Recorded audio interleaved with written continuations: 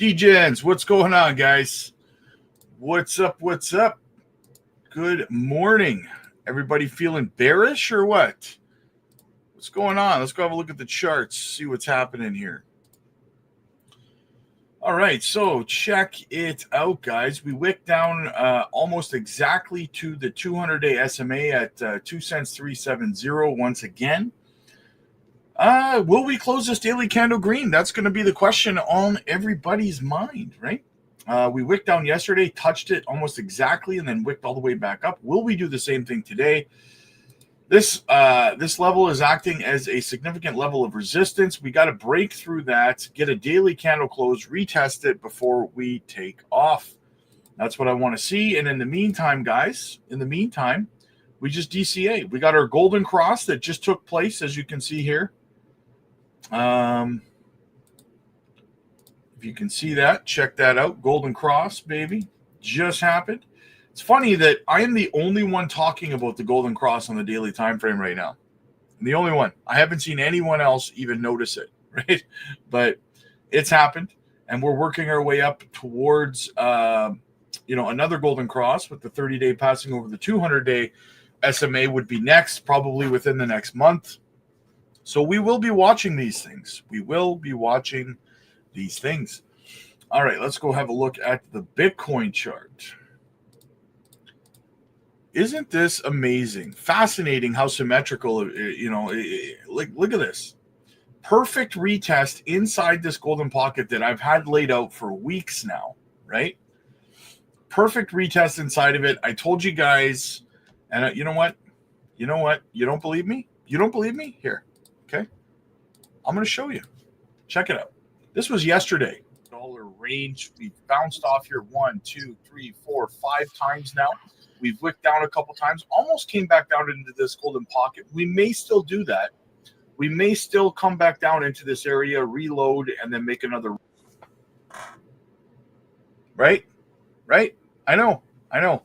It's like I know what I'm talking about sometimes. It's crazy, right? It's absolutely crazy. So we've come down, we've retested it just like I said we would yesterday. Which is weird. I don't know why some people are surprised or feeling down. I literally just showed you that I told you guys yesterday that this was that this was what was happening, right? So here we are, guys. But I want to point something out to you here, okay? This is a good thing, and the reason it's a good thing is because if you look, we had bottomed out down here. Then we put in a higher low, a double bottom, higher low, higher low, higher low, higher low, higher low. Higher low. Now we're putting in another higher low. Actually very bullish for continuation to the upside, right? So it's actually good if we consolidate in this range right here. Now I see some people talking about a possible, there's a CME gap down between like 77,000 and 80,000 or something, that it's possible that could fill. I think it's possible, but I think it's more likely to fill on the way back down, going towards the bear market than anytime soon. So that's what I'm thinking with that CME gap. But for now, consolidation in this area is a perfectly healthy thing, guys. We're putting in a higher low, and people felt the same way right here. Look at this. When we were right here, people were like, "Oh no, we're done," right? And then boom. But this area, guys, is a major level of contention, and I've said that a few times. There is a massive sell wall right here, right, that the bulls have to chip away at before we can break through 100K. It's not going to be as easy as some people suppose that it was going to be. And again, I say this all the time. I know there's a lot of content creators out there who were promising you guys that we were going to cut through 100,000 like a hot knife through butter and stuff like that. They don't know what they're talking about, guys, right? They're just telling you what you want to hear as opposed to what actually is going on, right? So there's a big sell wall here. It could take a couple of weeks to break through it. Will we break through it? Eventually, yeah, but we need to chip away at this, right? We need to chip away before we go. It's not going to be just boom and we're through 100K, right? So, all right, guys, let's go have a look at the crypto bubbles. All right, guys. So also, I'm not ignoring the chat. As I always say at this time, guys, put your questions, comments, concerns, altcoin requests into the chat. I get to the chat the second half of the stream. First, we go through the news, then we go through the chat. So I'm not ignoring you in the chat. I will get to your chat. Okay. All right. So looking across the market, Swift, Pith, and Miria are doing very, very nice today so far against Bitcoin. Yeah, very nice, very nice, very nice. JASMY down 2.8%. Volume is still nice on JASMY. I like the volume. Still 1.19 billion in market cap. Very good. We could look across the broader market, man. Look at Suku's having a crazy day, 48.4% up. Sandbox is up another 26.3% today. It's up 106% on the week. Sandbox was going crazy yesterday. It was up like 80% yesterday. So very, very bigly there. LCX, Veracity's having a nice pull up, nice jump to the upside here, 30% up. You see what I mean, guys? I've been telling you guys for a while now that random altcoins are going to start popping off. This is the melt up phase, right? So you're going to see this continue regardless of what Bitcoin's doing. A lot of what's happening right now, people are like, well, why is Bitcoin dipping? Well, I mean, there's a sell wall. And the reason that there's a sell wall is because there's a lot of people who've been in Bitcoin since like 15K, right? Even lower than 15K. We got as low as 15, 16K in the bottom of this bear market. So a lot of people, what they're doing is they're taking profits out of Bitcoin and they're rolling those profits into altcoins now, right? That's one of the reasons why there's a massive sell wall up there at I think 98,800 is the peak of that sell wall. So so that's what's happening right now, right? That's why you're seeing random altcoins pop off as well, because liquidity is randomly pouring into them. So all right, guys, so let's get into the news. Let's see what's going on across the market, shall we? Michael Saylor, MicroStrategy, bought another 55,500 Bitcoin for $5.3 billion. This guy is a beast. He bought another 55,500 Bitcoin. My God, that's epic. People are like, well, why? People have been asking me, well, why is the price dumping? Because MicroStrategy buys their Bitcoin OTC, which is over the counter, right? Which means they buy it. OTC means you're buying it from people who want to offload quickly. So generally, when a company like BlackRock or MicroStrategy buys OTC, they're buying it. People are selling it at like if it's $95,000, then miners and stuff like that are selling it at like, I don't know, $85,000 or something, right? So they're selling it lower than spot price. So these companies like MicroStrategy and BlackRock buy it up lower than spot price. That's why it doesn't affect the price in a positive way, right? If they were buying it at spot price on exchange, well, then the price would be driving up, but they're not. They're buying it below spot price OTC, so the price doesn't get affected in that positive way. So I hope that makes sense. They do it that way because they want to continue to accumulate, and they don't want their big purchases to affect the price in a positive way, because then they have to buy more Bitcoin at a higher price, right? So that's why that happens that way. Eleanor Tourette says, global ETF provider WisdomTree Fund has registered in the state of Delaware for an XRP ETF. I have confirmed with the company this is a legitimate filing. WisdomTree has over $100 billion in assets under management. Another XRP ETF application. Now, why is this a big deal? Well, or why did they do this? Well, Gensler's exit boosts ETF opportunities for firms. The resignation of SEC Chair Gary Gensler has created a favorable environment for ETF issuers to pursue new opportunities. With Gensler stepping down, companies are expected to take more decisive initiatives in applying for altcoin ETFs. Donald Trump's intention to appoint a chair that is pro-crypto stance has further fueled optimism among cryptocurrency enthusiasts. Following the resignation announcement, WisdomTree has submitted an application for an XRP ETF which has already driven the price of XRP coin above $1.46. Speculation abounds that the anticipated change in leadership at the SEC could help resolve ongoing legal disputes involving Ripple, potentially lifting XRP's coin's value significantly. The involvement of major asset management firms such as BlackRock and Fidelity in seeking XRP coin ETFs applications could lead to substantial price surges. Their participation could introduce XRP coin to a broader range of investors, potentially attracting inflows of in the tens of millions, reminiscent of the substantial investments observed in Bitcoin. For business reporter Tourette disclosed, Fox Business reporter Eleanor Tourette disclosed that WisdomTree has officially registered for an XRP ETF in Delaware, confirming this legal step. With over $100 billion in assets under management, WisdomTree's move is seen as a significant endorsement for the asset class. As the cryptocurrency landscape shifts with new leadership and opportunities, market participants are keenly watching how these developments will influence the broader adoption of altcoin ETFs. You love to see it. Very, very bullish, guys. Very, very bullish for you XRP holders out there, guys. What else do we got? $725 billion. Bernstein says MicroStrategy's Bitcoin Treasury model is unparalleled, raised its price target to $600 for MicroStrategy's stock. Very, very bullish, guys. Might not be a bad time to pick up some MicroStrategy. It's also on a dip today, so that might not be the worst idea in the world. Obviously not financial advice. Cointelegraph. Sui teams up with Babylon Labs, Lombard, and Cubist to integrate Bitcoin into its DeFi ecosystem.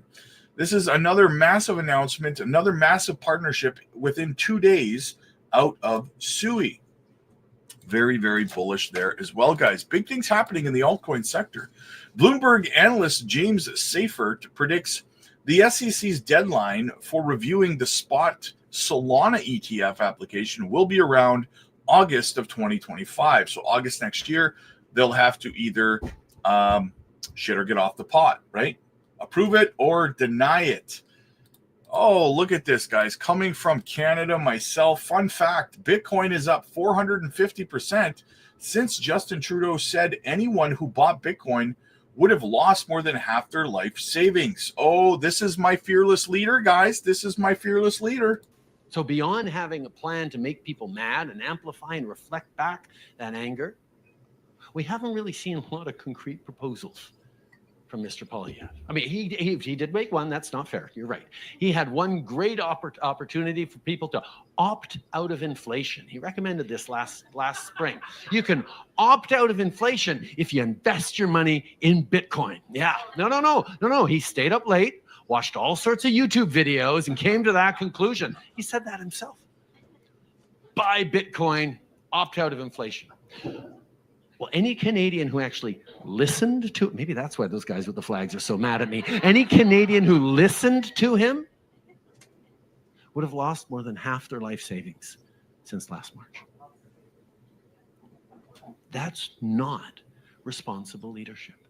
So that aged like milk. Let me tell you, that is the leader of Canada, ladies and gentlemen. Since he said that, Bitcoin is up 450%. Who's laughing now, Justin Trudeau? Who is laughing now, my friend? Embarrassing. The man is an embarrassment to the country that I live in.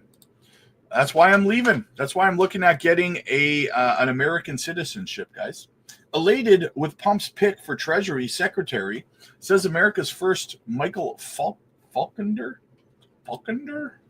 Join us now with his reaction is Michael Falkender. He served as Assistant Treasury Secretary for Economic Policy in the first Trump administration. He's now Chief Economist with the America First Policy Institute and a finance professor at the University of Maryland's Smith School of Business. Good morning to you.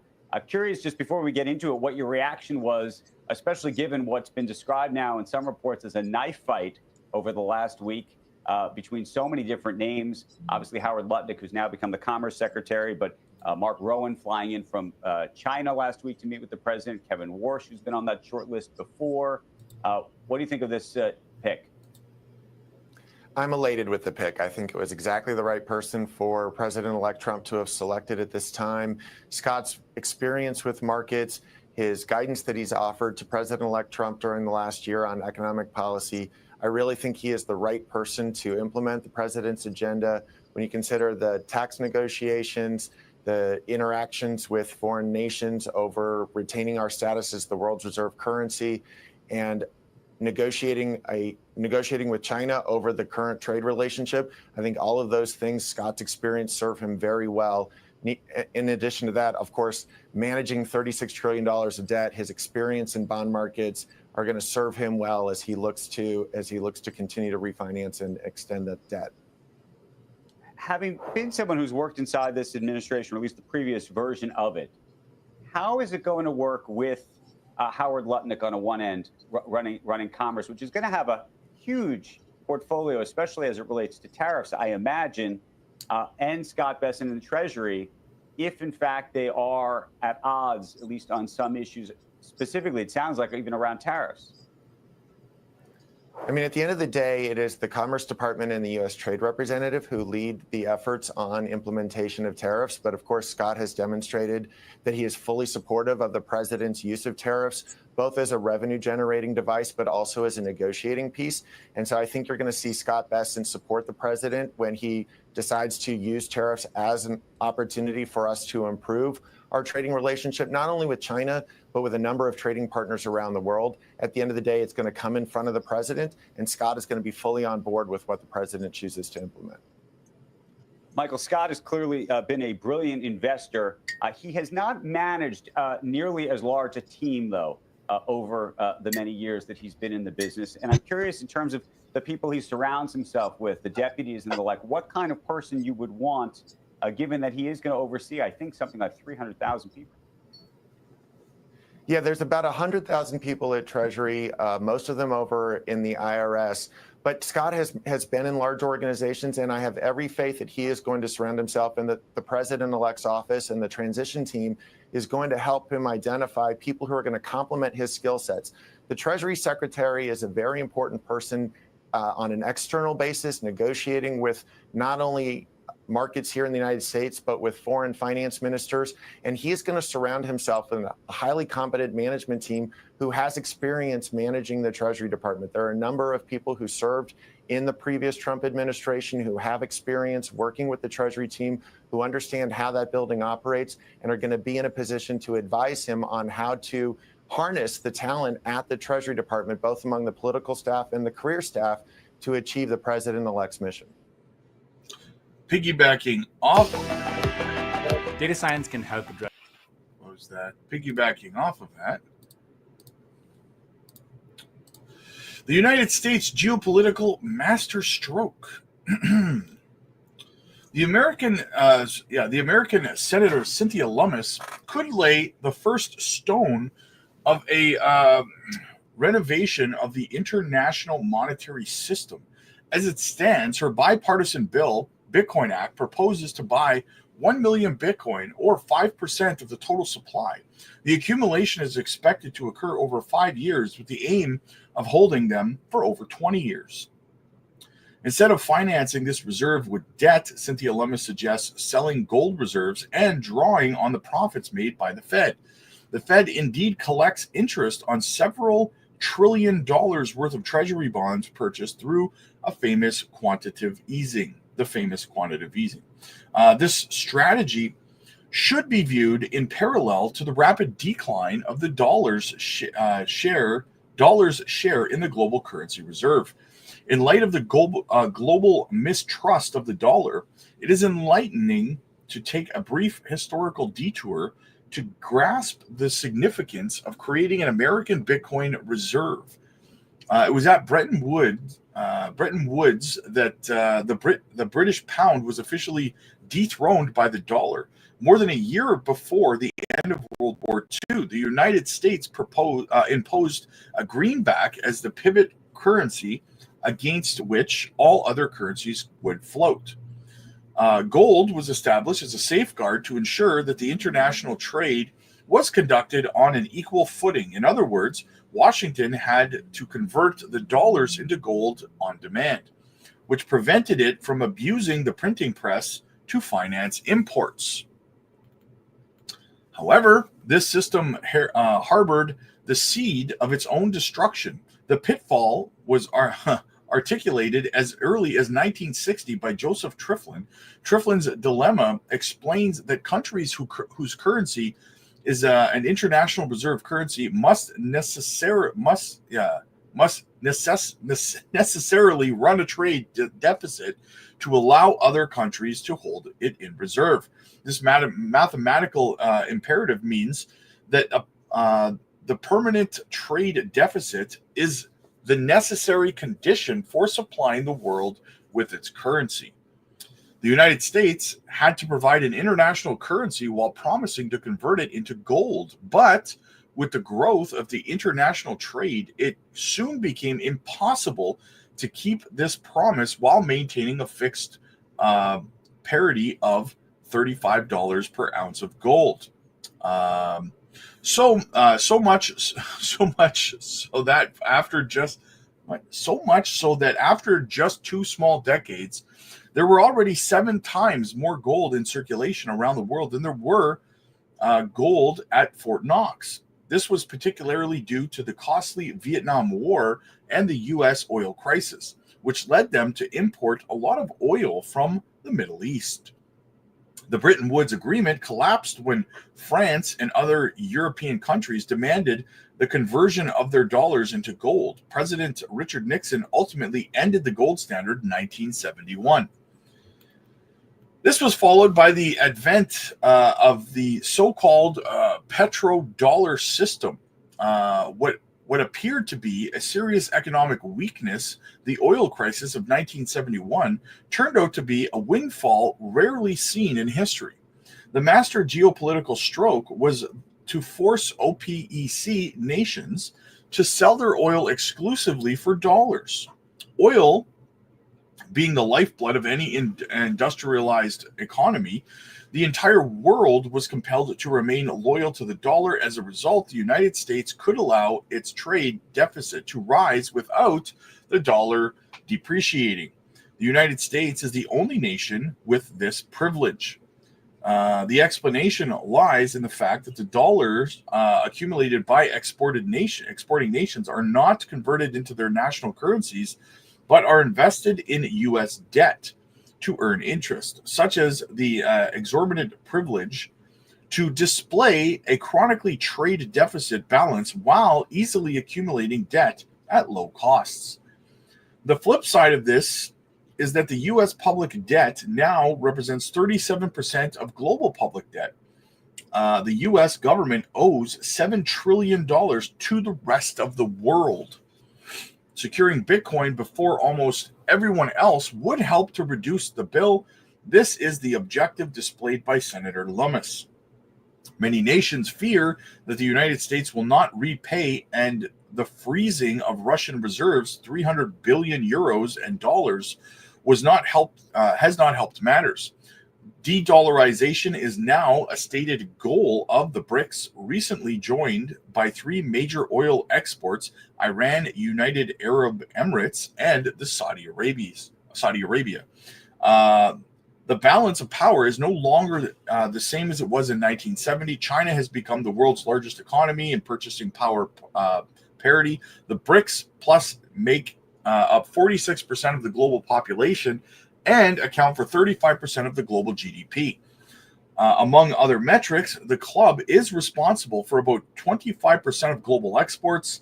It also produces 42% of wheat, 52% of rice, and 46% of soybeans. Furthermore, it accounts for 43% of oil production and 44% of global reserves, or even 35.5% of natural gas production and 53% of the reserves.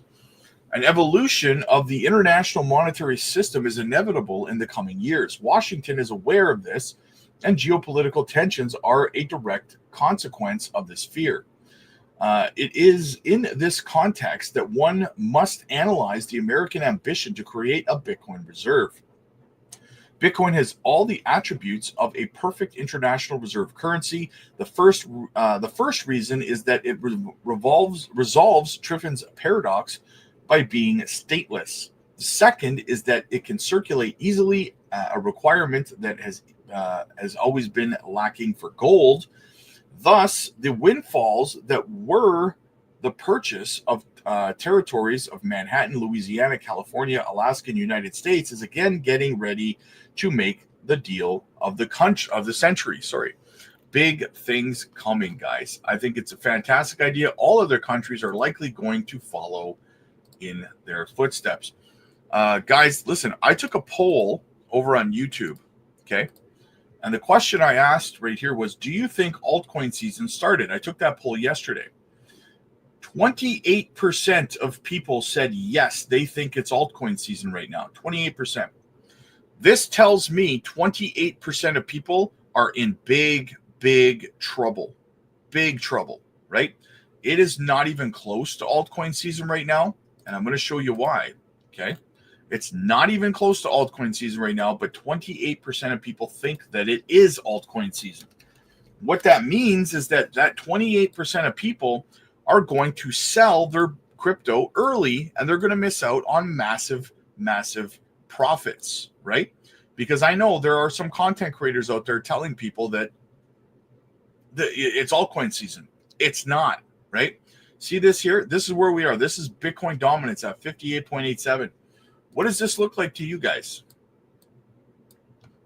That's a double bottom. You know what's about to happen on Bitcoin dominance? It's about to come flying back up, guys. Altcoin dominance is not even close to pumping yet, right? Until Bitcoin dominance takes a spill, honestly, I wouldn't even consider altcoin seasons coming until Bitcoin dominance drops at least below 54 to 55%. And full out altcoin season wouldn't be until Bitcoin dominance falls way down here to around 40%. Around 40%. We're not even close to altcoin season, guys. So the reason I'm bringing this up is because a lot of people are going to get wrecked. They're going to miss out on massive profits because they are under the impression right now that we're in altcoin season, right? Again, you're going to sell too early. So what you need to do, if you think that we're in altcoin season right now, you need to get in the link in the chat, in the pinned comments, in the description. There is a link to the Patreon. You need to get over there and you need to get a plan built. We will help you build a plan, an exit strategy for your profit taking and everything, because I'm sorry, but we are not even close to altcoin season right now. We are still, I don't think altcoin season starts till around the middle of January to the middle of February, somewhere in that window is where it's going to start. Okay? So get over to the Patreon before you end up getting tricked into selling too soon and missing out on massive profits. All right? It is not altcoin season, guys. It's not. Okay? Moving on. Here's what to expect from the department, the DOGE department, guys. We got to see what's happening with the DOGE. Joining us to talk about that and so much more, two folks who know about the inertia of Washington, former Council of Economic Advisors Chairman Jason Furman. He's now at Harvard's Kennedy School, and former Congressional Budget Office Director Douglas Holtz-Aiken is with us. He's now president of the American Action Forum. Good morning to both of you. I will start with you, Jason. Good morning. You know the numbers better than anybody. What do you think can actually get done through executive actions? On the spending side, very little. On the regulatory side, probably quite a lot. But even there, it takes patience. You need to sort of dot your I's, cross your T's, or it's not going to get done. So when we look back, now they've set a date, as you know, July 4th, 2026, for when this project is supposed to be completed, if you will. If we were to sort of project out and we were to meet on that day, Independence Day no less, do you think that they would have achieved this $2 trillion goal? I'm very skeptical. The spending cuts are actually well known. There's a bunch of career staff at OMB. By the way, they are career staff. They're so-called government bureaucrats. They work really hard. They're really knowledgeable. They know where all the spending cuts are. There's people throughout these agencies that know. The problem is that members of Congress don't want to do it because it's coming out of something that they care about. Some of it's a little bit harder than you'd think. And so the only way DOGE, I think, could help on the spending side is if it provided cover for the types of efficiencies that everyone's already aware of and would like to do. But it's really that political cover that could matter. But by the way, if it also just slashes and burns, it's not gonna work. So, Doug, what kind of cover do you think they can provide, and what kind of numbers do you think are realistic here? Well, I want to agree with Jason. I mean, it's one thing to improve the efficiency of the government and to reduce costs, and no one should oppose that. But it's another thing to completely reshape the size and scope of the federal government. That's what they're promising. They don't have the tools to do it. And so I think we're looking at tens of billions of dollars of savings. That would be great. But $2 trillion is simply not realistic. And they can provide some political cover. I mean, the precedent for DOGE is the Grace Commission back in the Reagan administration. And one of the things that went on in the Grace Commission is that the agencies went to the commission and said, hey, you should order us to do X, Y, and Z, because those need done, and we've not been able to get Congress to agree. So if they can identify those things, highlight them, they are well situated to put some pressure on Congress to clean some things up. That'd be a good outcome. So what kind of stuff would you put on that list? I mean, for example, would you start means testing Social Security? Do you think they could provide cover for that? That would have some impact, I would imagine, on the real big numbers. So that would have a real impact. I mean, I think one of the things that I've noticed so far is they seem obsessed with the head count. But Social Security is not an expensive program because it has a lot of employees. It's because it sends out a lot of checks. And Medicare is expensive not because it has a lot of employees, but it sends out a lot of checks.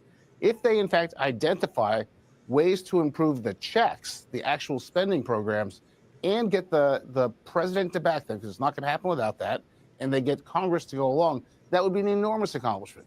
I guess that's not happened for 20 years since President Bush tried, and so I'm skeptical they can pull it off, but that would be an amazing outcome. I think that they're going to surprise a lot of people. That's what I think. They're going to surprise a lot of naysayers that are saying, no, they can't find $2 trillion in waste. They'll probably find more than $2 trillion in waste by the government. Ripple announced today, in partnership with Archaea X and Arburton PLC, we are excited to announce the first tokenized money market fund on the XRP ledger.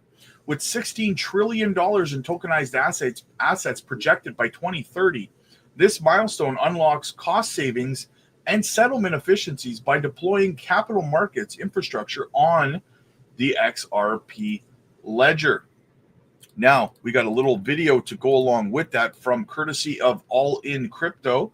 Talking with a few months ago, I spoke with the godfather of RX Labs, RX, and their partnership with Ripple. Very interesting. So Ripple was a recent partnership. The interesting thing I think about Ripple also is they already have a lot of connections within the kind of traditional world that may bring you guys to a similar point, if that makes sense. Is that something that you considered, or is there any kind of workings with some of their other partners? Yeah. I mean, with everyone we work with, there is. I think I said it the other day to someone, like the Ripple team are all fantastic to work with anyway. And that means a lot to me that you can kind of collaborate with people, and their business is kind of, and I forget the names of all the parts, but it's kind of split into two in my mind. There's the payments bit and the other bit. And what I see happening in financial markets right now is this question about what you can use for payments coming up a bit more, because ordinarily we would use cash to pay for things. We might send cash via bank accounts, but if we were settling any form of financial transactions, we'd use cash. And what we've seen with the tokenization of money market funds, starting with stable coins, like what is it, 130, 150 billion, something like that. those guys are earning interest on other people's money, but it's being used for such a lot of transactions. Actually, people are starting to pay attention now. I think more volume went through Tether than Visa the other month. So these things are starting to become important. And then I think some of the people that run money market funds are kind of going, oh, hang on a second, if I put my money market fund on chain, I can be used for transactions, much like stable coins, but actually let the user keep some of their yield.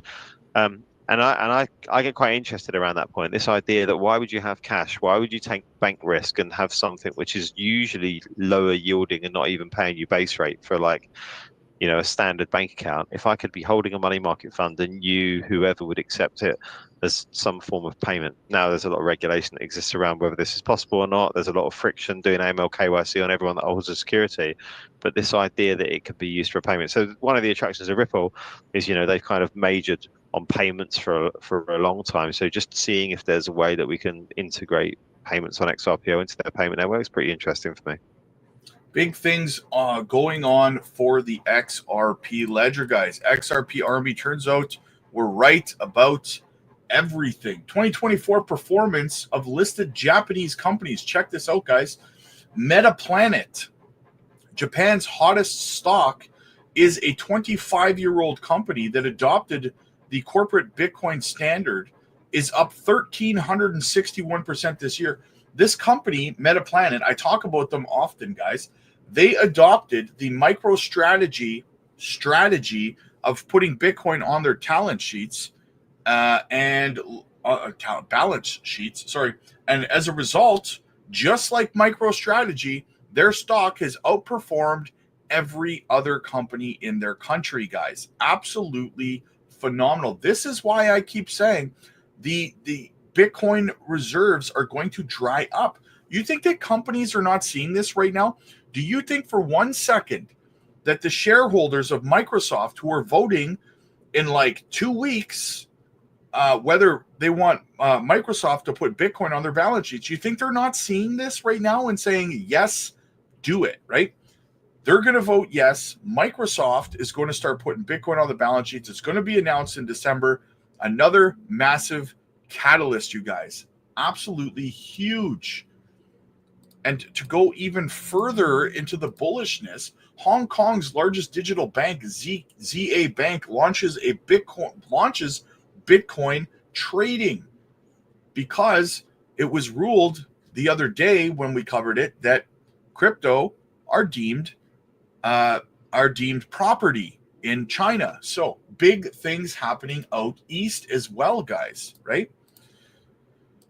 Now, people like to call them dino coins. Personally, I see the mature L1 chains. We've talked about this, guys. DREC Alliance, Algorand, Cardano, Hedera Hashgraph, and Ripple XRP, guys, all working within the U.S. government connections. Charles Hoskinson's been meeting with the Pump administration. We have partnerships within a web of partnerships within all of these companies, HBAR and Algorand, HBAR and Ripple. We know Charles is talking with Ripple and Brad Garlinghouse right now. And to kind of touch on that a little bit, Charles was actually live today. Let's see what he was talking about. And I'm making a video, talk a little bit more about our good friends in Wyoming. So I got an email from the Wyoming stable token, and it talked about the top 7 finalists. And there's something I noticed here that's really interesting. And now that we're friends with the XRP community, I just wanted to point something out here. All right. So bring up this email. Hello, the Wyoming Stablecoin Commission has initiated its procurement process for the Wyoming stable token, WYST. It is expected to launch in 2025 as the first fiat-backed and fully reserved stable token issued by a public entity in the United States. The Commission intends to engage qualified third-party vendors to facilitate the development, deployment, and management of WYST and the underlying reserves. And it says we're going to have a request for qualification for those vendors. But here are the blockchain networks. The following the efforts of our blockchain selection working group in a very opaque way, may I add. The following networks are determined to be in scope for the initial deployment of the Wyoming stablecoin.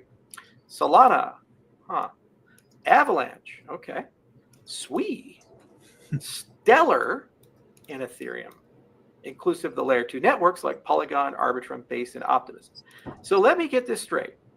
Apparently, Stellar can do stuff that Ripple can't do, according to the scoring criteria. So Ripple just announced the launch of RRL USD, and the last time I checked, when we look at market cap here, look at XRP, an $84 billion ecosystem with almost $12 billion in trading, and it has all these amazing payment and settlement capabilities, including that free Cs for assets issued in the XRP ledger. Cardano was also excluded. It's $34 billion market cap, $3.2 billion in turnaround. But Stellar, a variant of the protocol, was selected. Signed, Anthony Apollo, the executive director, former Consensus employee who also worked in the Polygon ecosystem. It's almost as if Consensus doesn't get along so well with Ripple, isn't it? But there you have it, folks. These guys right here, there was some scoring criteria. This blockchain select working group unilaterally scored. There was no public process or determination. Typically, what you do when you do these things is that you publish with a period of time what you want, your functional product requirements, so what it has to do, and your non-functional, how it has to perform. Okay. Then you say anybody who wants to qualify for an ecosystem, build a proof of concept and demonstrate that the proof of concept satisfies that. So I'm really curious how Stellar has apparently more capabilities than Ripple. And in what way in these two ecosystems for the purpose of launching a stablecoin? Ripple just launched one. It seems to satisfy all those requirements, but they were excluded. An $84 billion ecosystem that's been around even longer than Cardano, as was Cardano. Algorand was also excluded. Tezos was also excluded. Aptos was also excluded. Dozens and dozens and dozens of viable, interesting ecosystems were excluded, not even given a chance to try to build a proof of concept to demonstrate that they were capable of that. The former Consensus employee executive director made that decision. So there you have it, XRP community. Cardano and XRP are a lot closer these days, and I'm starting to really come around on a lot of the stuff that you guys have been talking about. This one smells the high hell. It does, doesn't it? So as I mentioned in the prior video, we'll get it sorted and cleaned up, but it's kind of a shame because we all need counterbalances to Circle and Tether, and it seems like this is just an extension of that beautiful Circle ecosystem that's coming out. One of the commissioners used to work for Circle. I believe she was the general counsel. Sui just announced Circle support. In fact, I think all those chains that were announced were all Circle chains, every single one of them. Interesting how that happens. So things are changing in 2025. We don't have any patience or tolerance for this type of stuff anymore. And opaque processes are not how we're going to have a relationship with the government moving forward. And that's why I believe there's a lot of good-hearted people in the state of Wyoming to get this done. And by the way, there might even be a class action because anybody who was excluded certainly has standing. This creates an unfair competitive advantage to those chains selected and an unfair disadvantage to the chains not selected. And since it's an opaque process and normal procurement wasn't followed by any semblance of the world, and there's no opportunity for a chain to build a proof of concept to demonstrate they adhere to the requirements to qualify, it really is interesting how a small group of people, former Consensus employees and former employees of Circle, can act as judge, jury, and executioner for what chains qualify with public funds in a public project. I would also like to point out, because of Cardano's partnership with BOSS, Bitcoin OS, Cardano creates an opportunity for Bitcoin to have its first stablecoin. This commission decided under these criteria to exclude Bitcoin, the largest cryptocurrency by far, and the only one the current president, who's coming into power, Trump, is considering starting a strategic reserve for. It's truly curious to me because I know how many people in Wyoming are Team Bitcoin and Team Orange, how they were also excluded from this process. Bitcoin apparently is not allowed, but the Circle ecosystem is by former Circle employees. Go figure. Smells the high hill, if you ask me. So XRP community, you know what to do. And we do too. We're going to get this fixed one way or the other.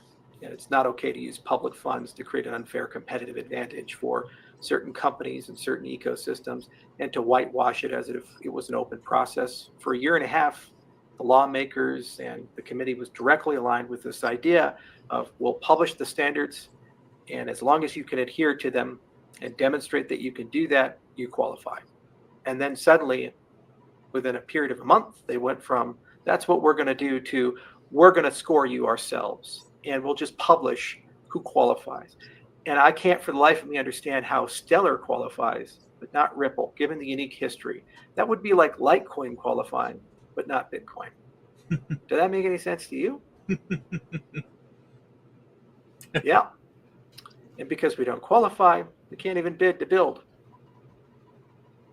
We didn't lose an RFP. We weren't even allowed to participate. The entire XRP community is not allowed to participate. The Algorand community is not allowed to participate. The Tezos community is not allowed to participate. But all the things that Circle touches are.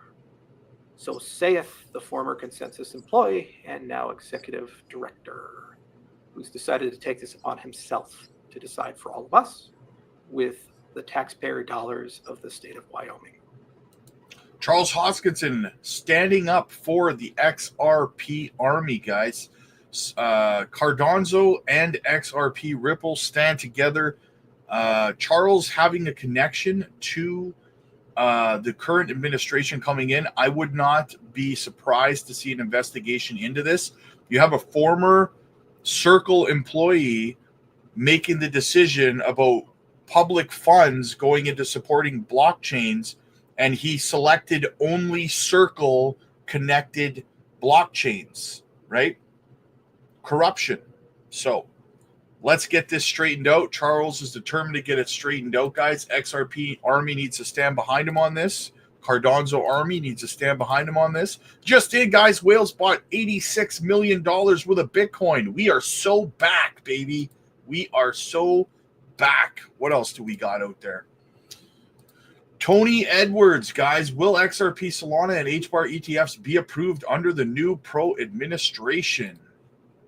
So speaking of a more friendly SEC administration, we got a pro-crypto president coming in, President Trump, or President-elect Trump. We have the most pro-crypto Congress ever coming into office. Trump said he's going to put somebody who, as chair, who's tech neutral or at least maybe pro-crypto. Today we got news that he's getting ready to figure out who's going to be leading the crypto role at the White House. So do you see altcoin ETFs like Solana and XRP, some of which have been filed, and even these index ETFs, which include Bitcoin in the top 10 altcoins, to get approved in 2025? Yeah, so I remains to be seen on timelines. I think if it does happen, it will probably be much later in the year. So right now, if you look at the precedent that we used to get, that was set under Jay Clayton, who was the chair before Gensler, and mainly under Gensler, they kept saying they wanted a regulated market of significant size that they can surveil for market manipulation. In the case of Bitcoin and Ethereum, that market was CME futures contracts. There is nothing like that for these other products. So if they are going to follow that same precedent, it's unlikely that even those products, Sol, Ripple, XRP, Litecoin even, there's been an HBAR, Hedera network filing, there's been a whole bunch of them. Theoretically, they're not going to get approved. The problem is that's just a precedent that's been set, and it's not like written down in the law anywhere. So what he's saying, guys, is that in theory, you need a futures ETF for all of these altcoins trading before you can get a spot ETF for these ETFs, for spot ETFs, right? So that's what he's saying based on the standard that's kind of been set. However, having a new pro-crypto chair coming into the SEC, that could be an entirely different set of standards that are coming in. So it will be interesting to see how that plays out. Right, what do we got? Bitcoin's 100K dream fades as price plunges below 95K. Bitcoin's quest for the coveted 6-digit valuation met another hurdle, echoing its previous attempt 3 years ago. On Friday, it came tantalizingly close, yet bearish market sentiment swiftly thwarted its advance, pushing the price below 95K. In the wake of Donald Trump's recent electoral victory, Bitcoin has experienced a remarkable surge, adding over $30,000 to its value in less than 3 weeks, and setting a new record high of slightly over $99,800 on most exchanges last Friday. However, just as it seemed poised to surpass the 6-digit mark, the price retraced during the week. Monday initially rekindled hopes of BTC aimed for 99K, only to be met with another sharp downturn. The latest rejection proved more severe, pushing Bitcoin over $4,000 downward. Just a short while ago, it hit an intraday low of $94,550 on Bitstamp, but managed a partial recovery, currently at 96K. It's actually back down to 94,700 right now. The unexpected downturn coincided with MicroStrategy's announcement of a substantial $4.5 billion Bitcoin purchase, underscoring his role as the largest corporate BTC holder alongside Bitcoin. Several altcoins, including ETH, Solana, BNB, XRP, and DOGE, experienced decreases of 2 to 3% in the past hour. According to CoinGlass, this volatility has led to liquidations exceeding $430 million over the past day, with more than $120 million occurring just in the last hour. Bitcoin itself accounts for a substantial portion. With long position liquidations amounting to $106 million over the 24-hour period. So a lot of longs are getting liquidated right now, guys. That is why we have the selling pressure to the downside. Little bit of a KASPA updates for you, Beebs. I'm looking at you, buddy. MEXC. WTF is this? Another 14.3 million KASPA dumped on the market when other coins are pumping, all to keep it below 15 cents because you refuse to cover your shorts. So the accusation here essentially is they don't want to pay their shorts, so they are dumping KASPA on the market. Guys, this is why we do need regulations for exchanges, because right now exchanges are doing stuff like this, and this will be illegal soon, right? With the regulations coming in, with these exchanges being forced to be monitored, they will no longer be allowed to do this kind of thing because they will be charged with market manipulation, right? So do it while you can, MEXC, but you're going to get in trouble for it when the new administration takes office. Regulations come into play with the new head of the SEC. This kind of stuff is going to come to a screeching halt, right? This is why we do need regulations, guys, so that we can operate in a fair, just ecosystem, right? Piggybacking off of that for continued KASPA updates. KASPA is listed on Binance Futures, and their mining pool is also on OKX Wallet. Just a matter of time before you wake up and wonder why KASPA is going parabolic. Yes, KASPA will, just in a matter of time, guys, be listed on spot for Binance. I believe it is just a matter of time. It's coming. That's what she said. Rect Capital. In 2013 cycle, it took 6 weeks of upside into price discovery before BTC experienced its first major correction in week 7. In 2017 cycle, it took 7 weeks of upside into price discovery before the first major retrace of 34% in week 8. In 2020-2021 cycle, Bitcoin rallied 6 weeks into price discovery before BTC met its first pullback of 16%.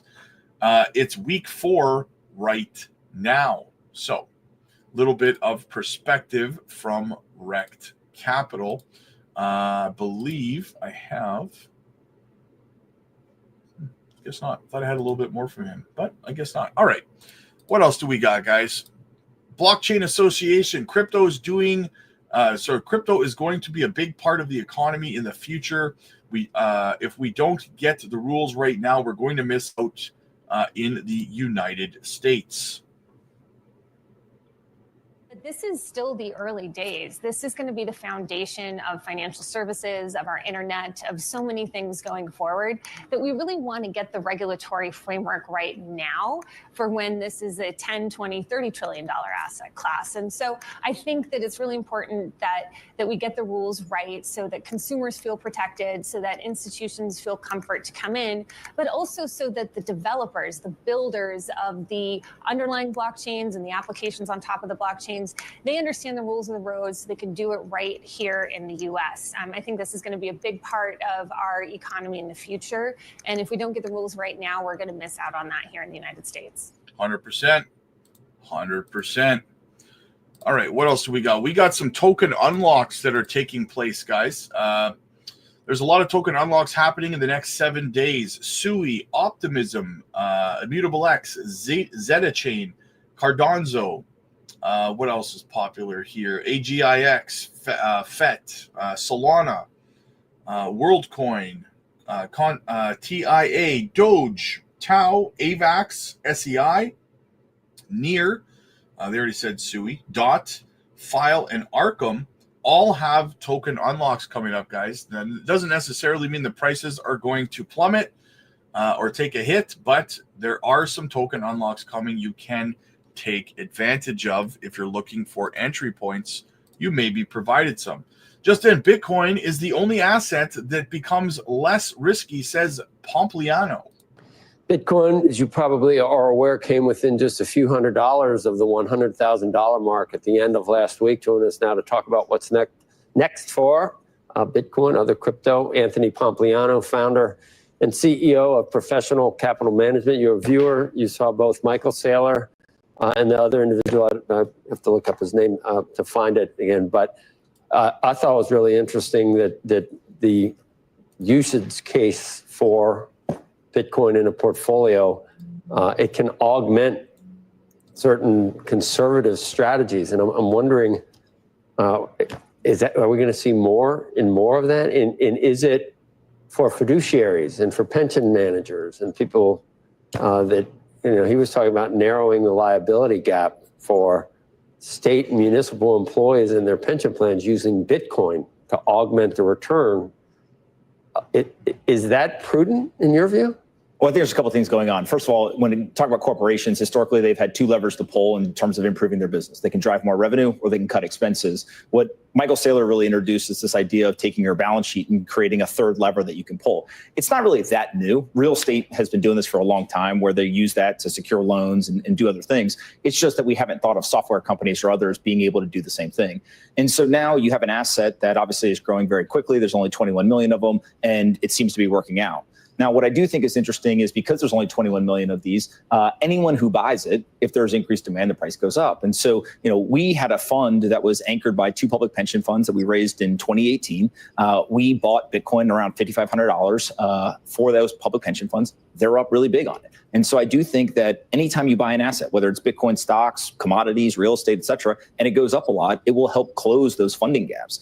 Now, what I do think is really important, though, is Bitcoin in particular was a bottoms-up adoption story. So historically, technologies are top-down. Governments and militaries adopt it first, then corporations, and eventually individuals. Here, you actually had individuals first. The reason why that's important is Bitcoin is the only asset that I know of in financial markets. As the price goes up, it becomes less risky. And so now you have the biggest pools of capital showing up and saying, it now is only big enough where I can start to buy it. And so you have central banks, you have public pension funds, et cetera, that are saying, okay, now we're getting close to $2 trillion. I can start allocating to this thing. And so individuals front ran it, but the largest pools of capital still are heavily under allocated to this asset. I think it's going to be very good for price. So to augment a fixed income investment for an insurance company or pension, there's some underlying Bitcoin that has to rise. I think he said over a 4-year period, it has to rise 6% per year. You remember that? That's what it said and you'd break even on that. Anything above that, you're augmenting the return because rates have been obviously so low for a lot of these fiduciaries that are trying to guarantee retirees or whatever, a certain income. So you would take that bet. You don't think it's going to be 50,000 in 4 years. Well, what I think is really important is if you go and you look at the data of putting just a little bit of Bitcoin, you don't have to put a lot of Bitcoin. We can put 1% of Bitcoin into a portfolio. It not only has the price appreciation, but it also drastically improves Sharpe ratios and many other aspects that these fiduciaries look at. Now, I do think that the underfunding or that funding gap for public pension funds and many other these large pools of capital is drastically under-discussed. What are they going to do? Right? They don't have many options. And so it doesn't mean that you should go and throw a Hail Mary and put 50% of your fund into, some risky asset. But it does mean that if you can take a risk reward asset, which according to Fidelity has been the best risk reward asset over the last 10 years, and you can put that in your portfolio. We're talking about right now you have it at zero, just get off zero and put some. The interesting thing about the gentleman who presented this to us on the real estate asset side of it is he shares in the upside potentially, doesn't take any of the downside risk. Correct. The downside risk is entirely taken on by the individual taking out the mortgage or the loan on some of these things that come through. And that's a pretty good deal. I would like to take something where I get to share on the upside and have none of the downside risk too. I think there's two main stories going forward that we're going to see. The first is Bitcoin is just now entering into the financial world in terms of traditional finance. There is nothing better that Wall Street likes to do than create financial instruments. And if they can now introduce Bitcoin into those financial instruments, they're going to find creative ways to do that. The second thing is that MicroStrategy has now pioneered this idea of using a balance sheet. And so I think that there's going to be many companies that are going to do this using other assets as well. In Canada, there's companies like Soul Strategies, Hut 8, DeFi Technologies, et cetera, that are all putting these assets on their balance sheet. And they're saying, I'm going to control revenue, I'm going to control expenses, but now I'm also going to go on offense using that balance sheet. And I think that that is something that is going to permeate not just in public markets, but we're also seeing small businesses start to do this. I have multiple people who have reached out to me describing this, and I think it's going to become a big, big story in 2025. And Gensler, we know the date when he's going. And I think that's part of the move too. Anthony, thank you. Absolutely. Thank you so much. I think he's happy Gensler's gone. He keeps bringing it up. But I do like what Pompliano said there, guys. He gets a lot of heat for being a Bitcoin maxi.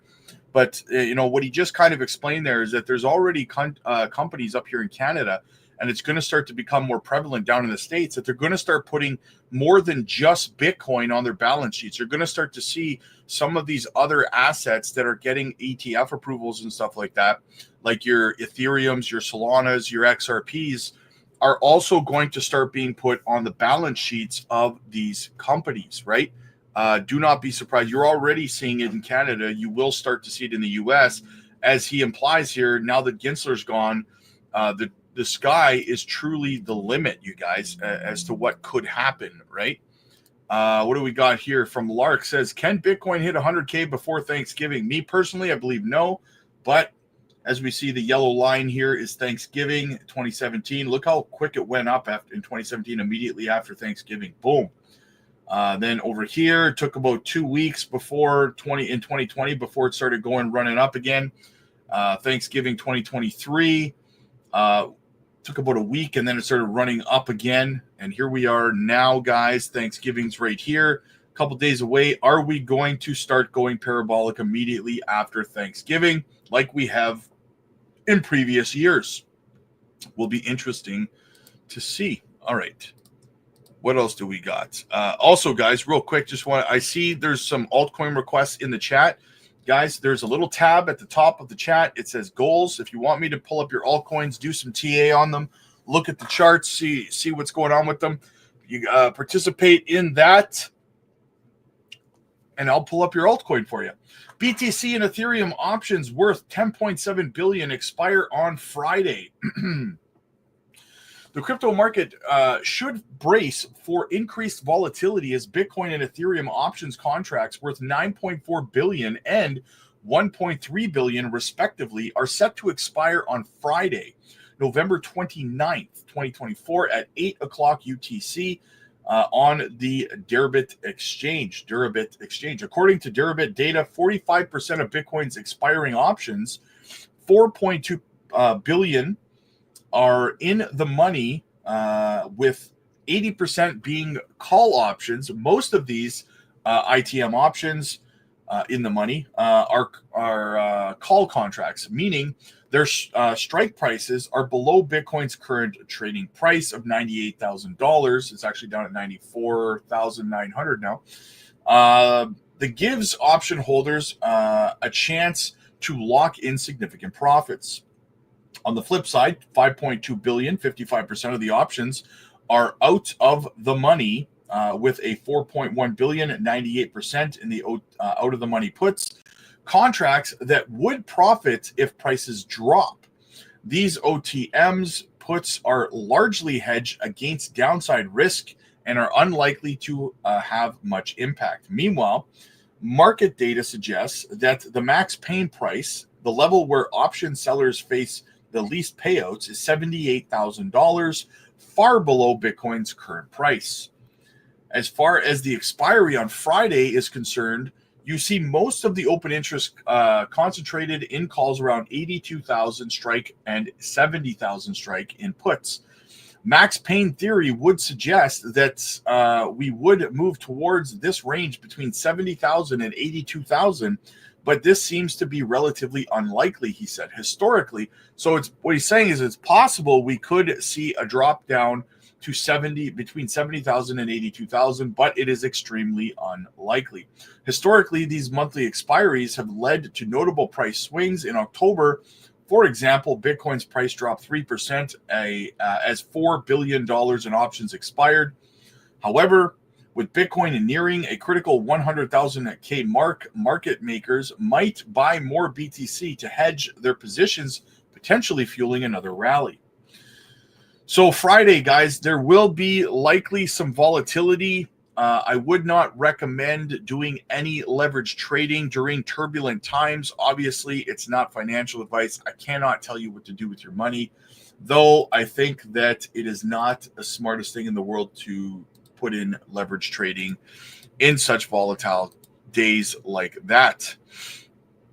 Back over to the Bitcoin chart, sitting perfectly inside of our golden pocket. Let's get back up into the chat, see what everybody's talking about. Rocky, BTC needs to stop dropping. I mean, we need right here. I wouldn't mind consolidation right here, man. I would not mind that at all, right? Putting in a higher low, perfectly healthy, right? William, what's up, buddy? Good to see you, my friend. Good to see you, man. Guys, as always, please make sure you're hitting the like and subscribe to the channel. It helps the channel grow, and it definitely means a whole lot to me. I put in a lot of work, a lot of research, a lot of hours to bring you guys the latest and greatest.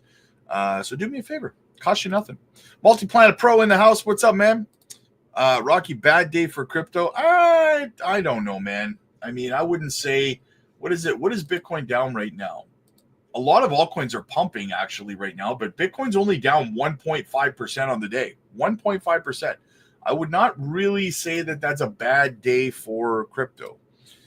Beebs, what's up, Scam? Good to see you, brother. Good to see you, man. Holmes, what's up, buddy? Good to see you, man. Good to see you. Sam, afternoon, my guys.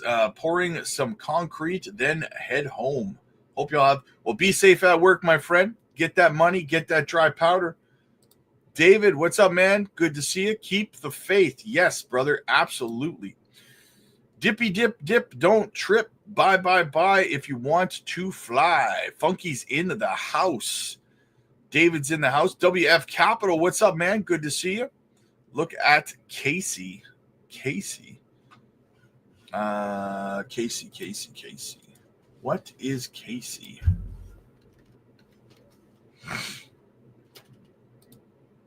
Mark Casey, it's up 37% on the day on Solana, $35 million market cap, 100% of the supply in circulation, 999 million tokens. Can only get it on what, Radium? Oh, it's on LBank. Nice little project. I might have to have a little bit of a look at that, man. Funky says Michael Saylor buys another $5 billion in BTC, and now we have South America wanting to do the same with BTC. Things are getting interesting. Absolutely. David, 2 exchanges in a week. Janction web node can it begin? Yes. Dumb Money, what's up, man? Always bullish. Overcome in the house. I'm just gonna keep saying overcome, man. So sorry. Crimson Crypto, what's up, man? Good to see you. Good to see you. Funky, Sand is still running strong and is it's leading all the meta plays. Yeah, what is Sandbox up today right now? It was up 26.3%, 72 cents right now. Crazy. Can you look at Doge? Yeah, I will look at. I'll bring up your altcoin, my friend. You just got to participate in the goal at the top of the chat, and I will do TA on your altcoins. Funky says, I rolled out of my BTC into alts. Gonna make them. Yeah, that's a lot of people are doing that right now, taking profits on that and on Bitcoin and rolling it into the altcoins. X marks the spot. What's up, man? Bruno's in the house. What's up? Batlander, what's going on, man? Jetpack, what's up, buddy? Good to see you, man. Chris, how's it going, buddy? Good to see you, man.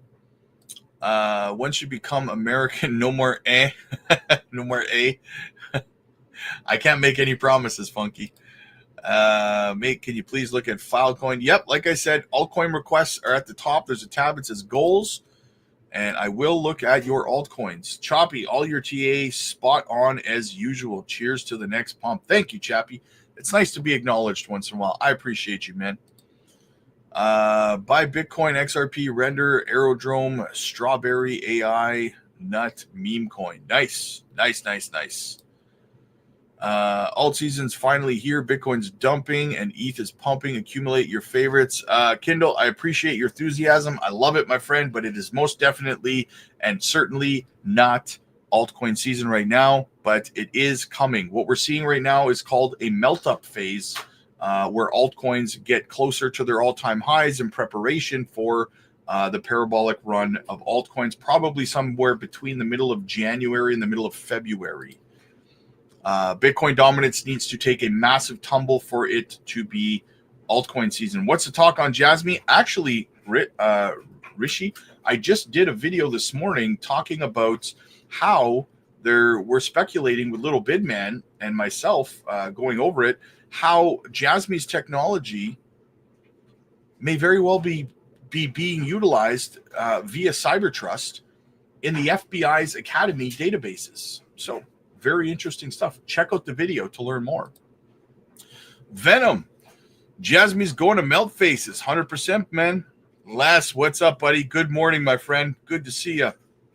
How do you tell all coin season has peaked and you have to sell? Well, Les, my friend, you are over on the Patreon, so you will be knowing from me personally. I will be informing you as we go. So you will be getting, we'll be doing group Zoom calls over there, probably 10 to 15 of them every single day. So I will definitely help guide you through it, my friend. I know that you're over on the Patreon, so I will take care of you, my friend.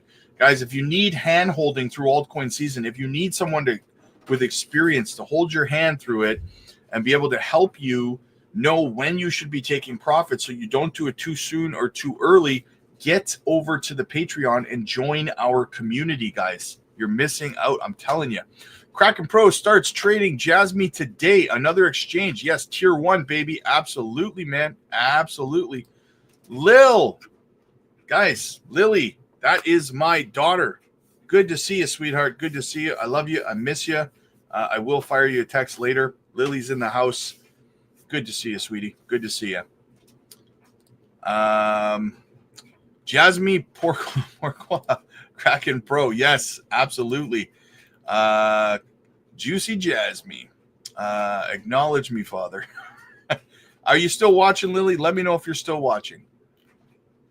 Let me know if you are still watching. Because I read the chat the second half of the stream, so I did not see you say that. So yes, I apologize, sweetheart. I apologize. So let me know if you're still in the chat. ETH is creeping back up. Yes, WF Capital was up over 100%. Same with Rezo. Nice, nice, nice. Bought JASMY at 2 cents 6. Now I am suffering. Crypto is just taking a breather. Yes, absolutely. Good DCA opportunity on Turbo. Muse coin pumping hard. Last one, Mad. Go look. I think I looked at Mad yesterday. Didn't I look at Mad yesterday? $38.8 million market cap. just under 999 billion tokens on Solana.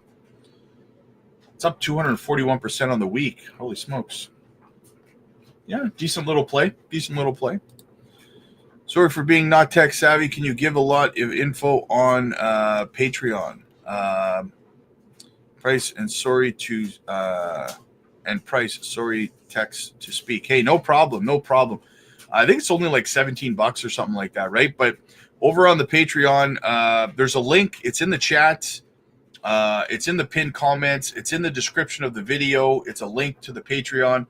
You definitely want to get over there and join. We have a big community over there with a live 24/7 chat. We do group Zoom calls every single day where we all get together. We talk about everything you need to know, crypto, taking profits, when the altcoin season is, how to identify it, creating your exit strategy, structuring your portfolio, passive income like DeFi staking, nodes, all that kind of stuff and more. I highly recommend you get over there. The link, again, is in the pinned comments. It's in the description. It's in the chat. In fact, I'll put it in the chat again right now. It's in the chat right now. I just put it in there once again. So definitely check it out. We would love to have you over there. Rizzo is absolutely nuts. 230% up on the day. Yeah, that is pretty nuts, man. Pretty nuts. 4,097% on the month. Crazy. Crazy, crazy, crazy. All right, guys. Well, listen, again, get over to the Patreon. I will be live over there in a little bit. So check that out and schedule your one-on-ones with me. Click like if you like the stream, click subscribe if you really liked it, guys. Again, I will see you guys a little bit later live. I'm here 7 days a week, twice a day, live, 1 p.m. Central, 8 p.m. Central, every day. Check it out. Again, I'll see you guys over on the Patreon in a little bit. Thank you so much for coming, guys. Deuces.